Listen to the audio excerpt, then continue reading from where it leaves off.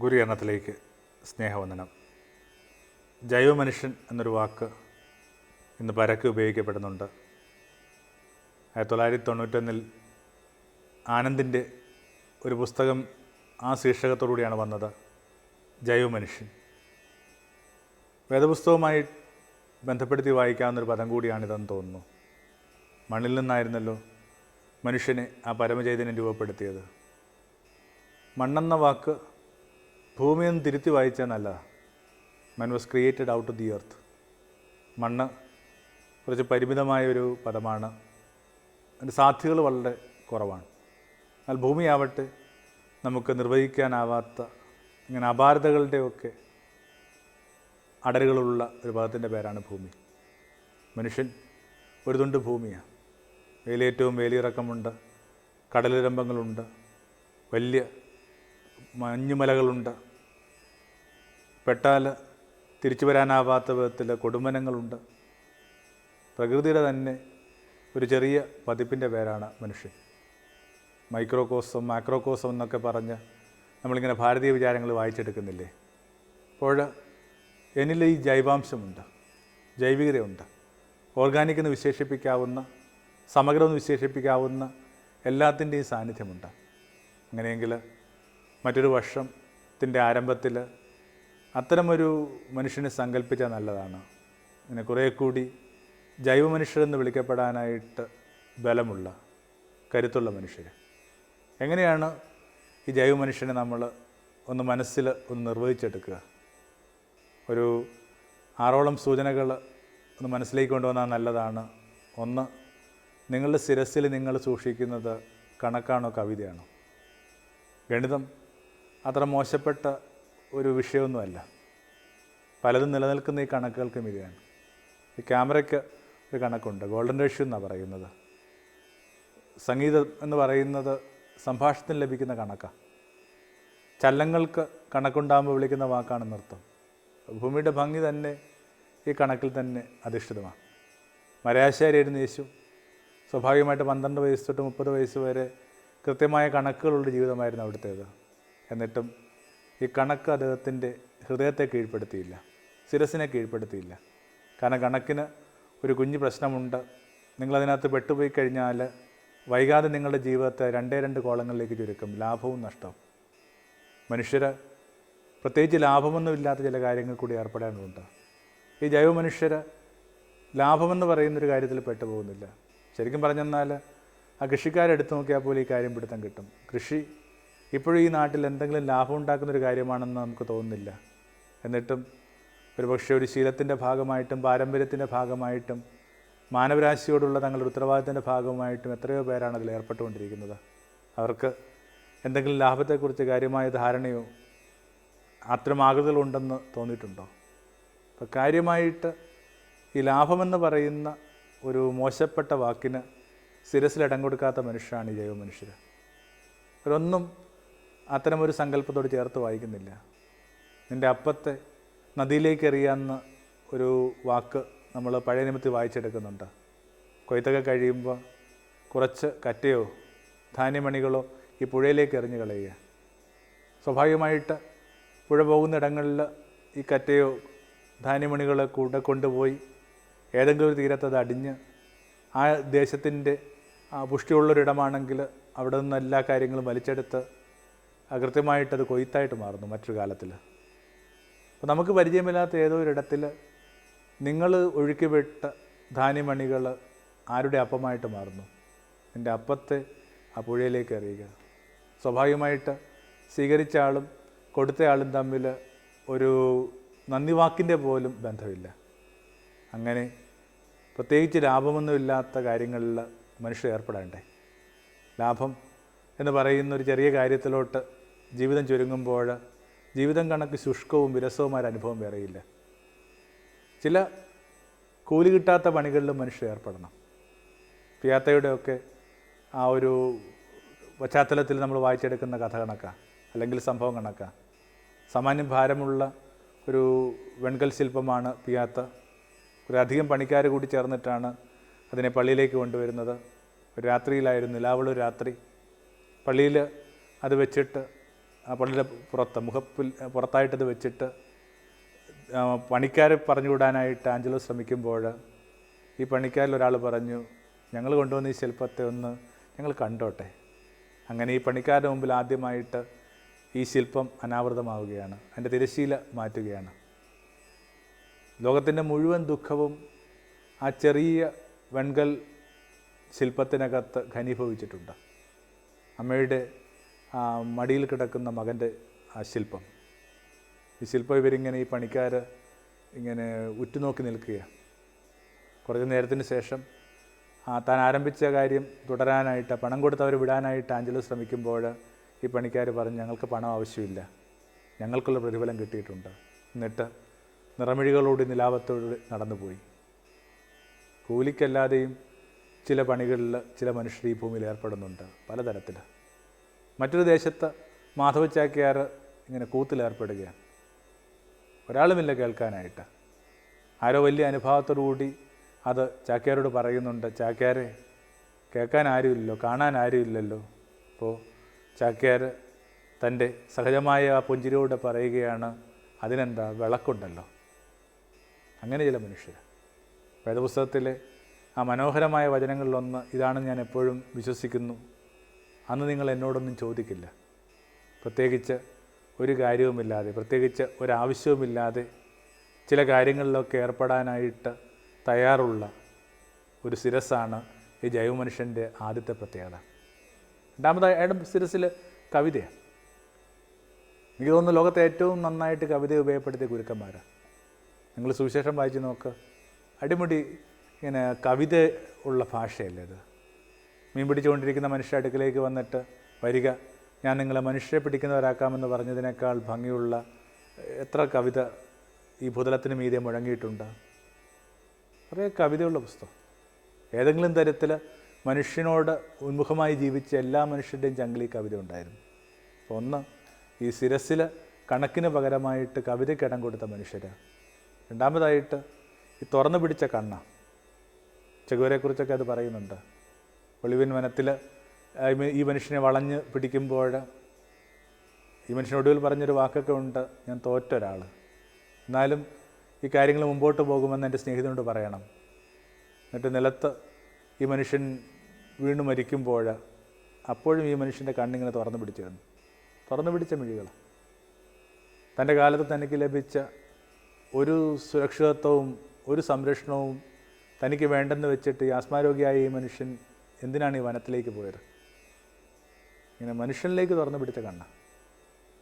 മനുഷ്യൻ്റെ കണ്ണിൽ നോക്കരുതെന്നായിരുന്നു കോൺസെൻട്രേഷൻ ക്യാമ്പുകളിൽ കങ്കാണിമാർ അവിടുത്തെ ആ മർദ്ദകർക്ക് കൊടുത്തിരുന്ന ഉപദേശം.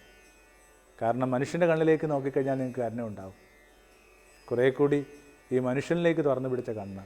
അങ്ങനെ അവനിലേക്ക് തുറന്നു പിടിക്കാത്തത് കൊണ്ടാണ് ഓരോരുത്തരും അവനവൻ്റെ സങ്കടങ്ങളിൽ, അവനവൻ്റെ ചെറിയ ചെറിയ സങ്കടങ്ങളിൽ ഇത്രയും അഭിരമിച്ചുകൊണ്ടിരിക്കുക. മനുഷ്യനെ നോക്കുക, അവൻ്റെ സങ്കടങ്ങളെ നോക്കുക. അപ്പോൾ നമ്മൾ പെട്ടുപോയി കൊണ്ടിരിക്കുന്ന ആ ചെറിയ ചെറിയ സങ്കടങ്ങൾക്ക് യാതൊരു സാധ്യതയുമില്ലെന്ന് വൈകാതെ വെളിപ്പെട്ട് കിട്ടും.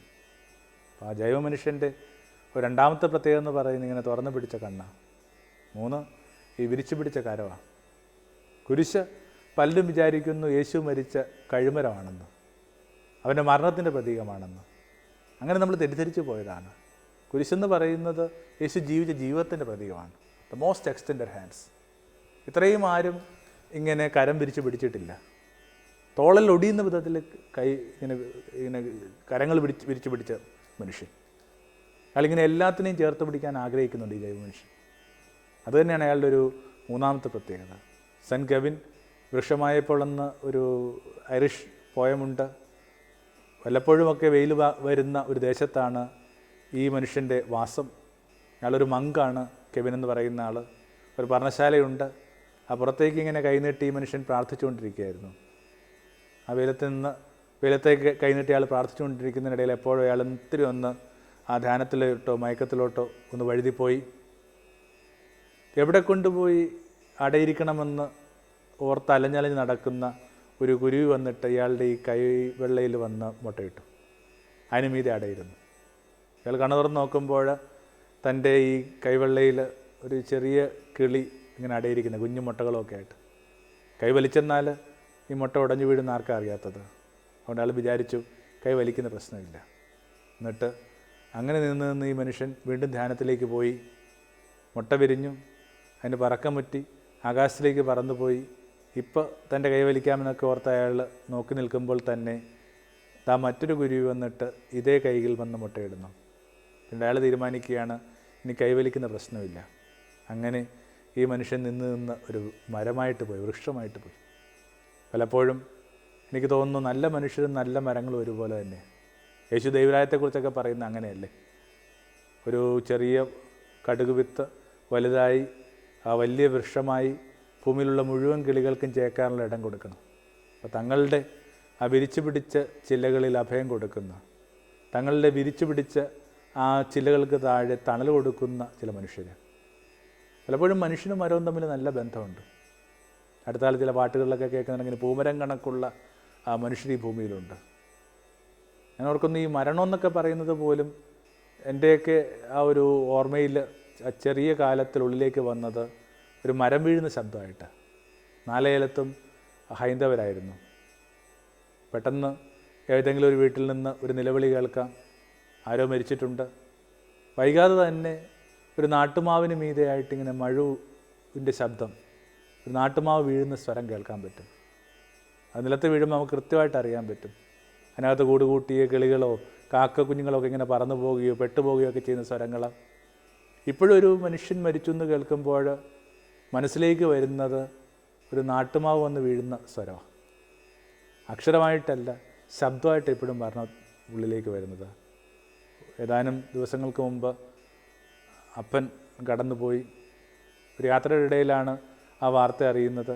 ഞാൻ ഓർക്കുകയാണ്, ആ ചെറിയ പ്രായത്തിൽ അതേ കാര്യം തന്നെ ഇപ്പോഴും ആവർത്തിക്കുന്നത്. അപ്പം മരിച്ചെന്ന് വാർത്ത അറിയുമ്പോഴും നമുക്ക് ഏറ്റവും പരിചയമുള്ള, നമുക്ക് തണൽ നൽകിയ ഒരു നാട്ടുമാവ് വീഴുന്നെന്ന് മാത്രമേ ഓർത്തുള്ളൂ. അല്ലെങ്കിൽ അതാ സംഭവിച്ചത്. അപ്പോൾ അങ്ങനെ ഒരു ഇതുണ്ട്. കുറേ കൂടി ഇങ്ങനെ ഈ വിരിച്ചു പിടിച്ച കരവുള്ള മനുഷ്യർ. പിന്നെ ഇങ്ങനെ പിളർന്ന നെഞ്ച്, യേശുവിൻ്റെ കണക്ക് ഇങ്ങനെ സദാ തുറന്നിട്ട നെഞ്ച്. പ്രൊമത്യൂസിൻ്റെയൊക്കെ കഥ ചെറിയ മക്കൾക്ക് അറിയില്ലേ? ഭൂമിയിൽ പണ്ട് ഈ അഗ്നിയില്ലായിരുന്നു, തീയില്ലായിരുന്നു, മുഴുവൻ ഇരുട്ടായിരുന്നു. ദേവന്മാരുടെ ലോകത്തിൽ നിന്ന് തീ മോഷ്ടിച്ച് ഭൂമിയിലേക്ക് കൊണ്ടുവന്ന ദേവൻ്റെ പേരാണ് പ്രൊമത്യൂസ്. പക്ഷെ ആ വലിയ അപരാധത്തിന് ഈ മനുഷ്യന് വേണ്ടി അവർ കൊടിയ ശിക്ഷ കരുതി വെച്ചു. എല്ലാ പ്രഭാതത്തിലും ഈ മനുഷ്യൻ്റെ ചങ്കിലേക്ക് കഴുകന്മാരിങ്ങനെ ഈ മനുഷ്യനെ കൊണ്ടുപോയൊരു മലമുകളിലെ ബന്ധനസ്ഥനാക്കിയിരിക്കുകയാണ്. ഈ അഗ്നി കൊടുത്തു എന്നുള്ള കുറ്റത്തിൻ്റെ പേരിൽ ഈ മനുഷ്യനെ തേടി വന്ന ശിക്ഷ ഇങ്ങനെയാണ്. ഇങ്ങനെ കഴുകന്മാർ വന്നിട്ട് ഈ മനുഷ്യൻ്റെ ചങ്കി ഇങ്ങനെ കൊത്തിക്കും. വൈകുന്നേരം വരെ ഈ ഒരു കഠിനമായ ശിക്ഷ തുടരും. വൈകുന്നേരം ആകുമ്പോൾ കഴുകന്മാർ പറന്നു പോകും. ഹൃദയം അതിൻ്റെ ആ പഴയ രൂപം പ്രാപിക്കും. പിറ്റേന്ന് വീണ്ടും ഈ കളി ആവർത്തിക്കും. അങ്ങനെ അവസാനത്തെ മനുഷ്യരുള്ളത്തോളം കാലം ഈ പിളർന്ന ചങ്കുമായിട്ട് എന്നും ആവർത്തിക്കുന്ന ഈ ശിക്ഷയുമായിട്ട് ഈ ദേവനുണ്ടായിരിക്കുമെന്ന ആ ഒരു ഗ്രീക്ക് മിത്തോളജിയിലെ സങ്കല്പമുണ്ട്. ചെറിയ അളവിലോ വലിയ അളവിലോ മനുഷ്യനുമായി ബന്ധപ്പെട്ട് ജീവിക്കാൻ ആഗ്രഹിക്കുന്ന എല്ലാ മനുഷ്യരും തലവര ഇതാണ്. അവരുടെ ചങ്കിങ്ങനെ സദാ വളർന്നുകൊണ്ടിരിക്കും. യേശുവൊക്കെ പറഞ്ഞിട്ടില്ലേ, ഞാൻ കൊണ്ടുവന്നിരിക്കുന്ന വാളാണ്. എന്താണ് അതിൻ്റെ അർത്ഥം? പെരേനൽ ഡിസ്റ്റർബൻസ്, നിരന്തരം വിഭജിക്കപ്പെടുക എന്നുള്ളതാണ് ഏതെങ്കിലും തരത്തിൽ മനുഷ്യോന്മുഖമായി ജീവിക്കാനായിട്ട് ശ്രമിക്കുന്ന എല്ലാ മനുഷ്യരും തലവര. അല്ലെങ്കിൽ തന്നെ അവന് സ്വസ്ഥമായിട്ടിരിക്കാനായിട്ട്, മനുഷ്യൻ എന്ന നിലയിൽ സ്വസ്ഥമായിട്ടിരിക്കാൻ നമുക്ക് എന്താ കാരണങ്ങളുള്ളത്? ഇത്രയും സങ്കടങ്ങൾ നമുക്ക് ചുറ്റും അലച്ച് നിലവിളിച്ച് പോകുമ്പോൾ നമ്മൾ അനുഭവിക്കുന്ന സ്വസ്ഥത നീതീകരിക്കപ്പെടേണ്ടതാണ്. അപ്പോൾ നാലിതാണ് ഈ പിളർന്ന ചങ്ക് തന്നെയാണ് ഇയാളുടെ തലവര. സദാ പിളർന്ന ഈ നെഞ്ച്. പണ്ടൊരിക്കൽ ഒരു ബിഷപ്പ് തൻ്റെ ഇടയലേഖനം അവസാനിപ്പിച്ചത് കണക്കാണ്. അതിങ്ങനെയാണ് അവസാനിപ്പിക്കുന്നത്: may the Lord ഡിനേ U piece and give you glory. ദൈവം നിങ്ങളുടെ ആ സമാധാനം കെടുത്തിക്കളഞ്ഞിട്ട് നിങ്ങളെ മഹത്വത്തിലേക്ക് നയിക്കട്ടെ. എല്ലായിടത്തിലുമുണ്ട് ഇങ്ങനെ അപരന് വേണ്ടി ഇങ്ങനെ സങ്കടപ്പെട്ട് ജീവിക്കുന്ന മനുഷ്യർ. നമ്മൾ പലയാവർത്തി പരാമർശിച്ച ആ കഥാപാത്രം കണക്ക് അലീഷ്യ എനിക്ക് വളരെ പ്രിയപ്പെട്ട ഒരു കഥാപാത്രമാണ്. ഡോസ്റ്റോവസ്കിയുടെ കരമസോവിൽ നിന്നുള്ള അലീഷ്യ എന്ന് പറയുന്ന ചെറിയ അനുജൻ. അയാൾ പറയുന്നൊരു കാര്യമുണ്ടല്ലോ, ലോകത്തുള്ള എല്ലാത്തിനും എല്ലാവരും ഉത്തരവാദികളാണ്, എനിക്കാവട്ടെ കുറച്ചേറെ ഉത്തരവാദിത്തമുണ്ട്. All of us are responsible for everything and I even more. ഇങ്ങനെ ലോകത്ത് നടക്കുന്ന മുഴുവൻ കാര്യങ്ങളുടെയും ഭാരം സ്വന്തം ചങ്കിൽ കൊണ്ട് നടക്കുന്ന മനുഷ്യർ. അവർക്ക് എന്തെങ്കിലും ഒരിക്കൽ സമാധാനത്തിലിരിക്കാനുള്ള കാരണങ്ങളുണ്ടോ? മുമ്പൊരിക്കൽ സൂചിപ്പിച്ച തന്നെയാണെന്ന് തോന്നുന്നു. ഒരു ട്യൂഷൻ സെൻറ്ററിൽ നിന്ന് സന്ധ്യയ്ക്ക് ട്യൂഷൻ കഴിഞ്ഞ് പോകുന്ന പെൺകുട്ടികളുടെ പിറകെ പോകുന്ന ഒരു മധ്യവയസ്സുള്ളൊരു മനുഷ്യൻ. അയാളെക്കുറിച്ച് കുറച്ച് ആശങ്കകൾ ഈ പെൺകുട്ടികൾക്കുണ്ട്. അവരത് നാട്ടുകാരോട് വീട്ടുകാരോട് ഷെയർ ചെയ്തപ്പോൾ ഈ മനുഷ്യനെ എല്ലാവരും കൂടി വളഞ്ഞു വെച്ചു. ചോദിച്ചു, നീ എന്തിനാണ് ഈ ചെറിയ പെൺകുട്ടികളെ പിന്നാലെ പോകുക? അപ്പോൾ അയാൾ പറഞ്ഞു, ദാ ഈ കുട്ടികൾ പഠിക്കുന്ന ട്യൂഷൻ സെൻറ്റർ ഇവിടെ, അവസാനത്തെ കുട്ടിയുടെ വീട് ഇവിടെ, ഇതിനിടയിൽ എന്തൊക്കെയാണ്? 3-4 കലുങ്കുകൾ, ഒരു കള്ള് ഷാപ്പ്, ഒരു കാവ്, ഒരു മൈതാനം. എനിക്ക് പേടിയാണ് അവസാനത്തെ കുട്ടി വീട്ടിലേക്ക് എത്തുമെന്നുള്ളത്. സ്വാഭാവികമായിട്ട് ഇങ്ങനെ ഉരസി ആരംഭിച്ചത് കൊണ്ട് അത്ര എളുപ്പത്തിൽ പിൻവാങ്ങുക എന്നുള്ളത് അതിൻ്റെ ഒരു സ്ട്രാറ്റജിയല്ല. അപ്പോൾ അവർ പറഞ്ഞു, നിനക്കെന്താ, നിൻ്റെ കുഞ്ഞുങ്ങളൊന്നും അല്ലല്ലോ. അപ്പോൾ ഈ കഥയിൽ ആദ്യം അവസാനമായിട്ട് ഈ മനുഷ്യൻ പുഞ്ചിരിച്ചെന്നാണ് പറയുന്നത്. അയാൾ പറഞ്ഞു, എൻ്റെ കുഞ്ഞുങ്ങളല്ല. ഇങ്ങനെ ലോകത്തുള്ള എല്ലാത്തിൻ്റെയും സങ്കടം ഏറ്റുവാങ്ങുന്ന മനുഷ്യരെ.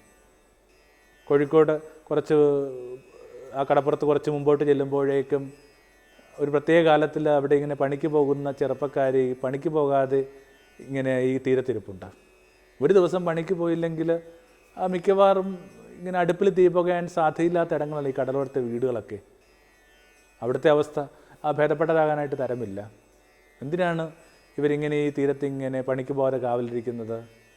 ആമമുട്ടകൾക്ക് കാവലിരിക്കുകയാണ്. കാരണം അതിങ്ങനെ ആമ വന്ന് മുട്ടയിട്ട് പോകുന്ന തീരമാണ്. ഇതിനൊക്കെ ഒരു പ്രത്യേകതയുണ്ട്. നിങ്ങൾ ഈ മുട്ടയിട്ട ഇടത്തേക്ക് തന്നെ വീണ്ടും മുട്ടയിടുന്ന സമയമാകുമ്പോൾ തിരിച്ചു വരും. നാട്ടുകാർക്കെല്ലാം കഴിക്കാനുള്ള കാര്യങ്ങൾ തന്നെയാണ്. അതുകൊണ്ട് ഈ മുട്ടയുടെ ഒരു സുരക്ഷിതത്വത്തെക്കുറിച്ച് തീരെ ഉറപ്പില്ലാത്തത് കൊണ്ട് ഇവരിങ്ങനെ ഊഴം വെച്ച് ഈ മുട്ടയ്ക്ക് കാവലിരിക്കുക. വീടിനകത്ത് ഒരുപക്ഷെ അടുപ്പ് പുകയാതെ പോകുമ്പോൾ ആമമുട്ടയ്ക്ക് കാവലിരിക്കുന്ന പോഴന്മാർ എന്തെന്ന് വിളിക്കണം? പക്ഷെ ഇത്തരം ചില പോഴന്മാരാണ് ലോകത്തിൻ്റെ ഭംഗിയെ നിർണ്ണയിക്കുന്നത്. പിന്നെ സ്വാഭാവികമായിട്ട് ഇങ്ങനെ ആരുടെ മുമ്പിലും വളയാത്ത ഒരു നട്ടല്ല. യേശു സ്നാപകയോനാനെക്കുറിച്ച് പറയുന്ന കണക്ക്, നിങ്ങൾ എന്ത് കാണാൻ വേണ്ടിയാണ് മരുഭൂമിയിലേക്ക് പോയത്? കാറ്റത്താടുന്ന ഞാങ്ങണെ.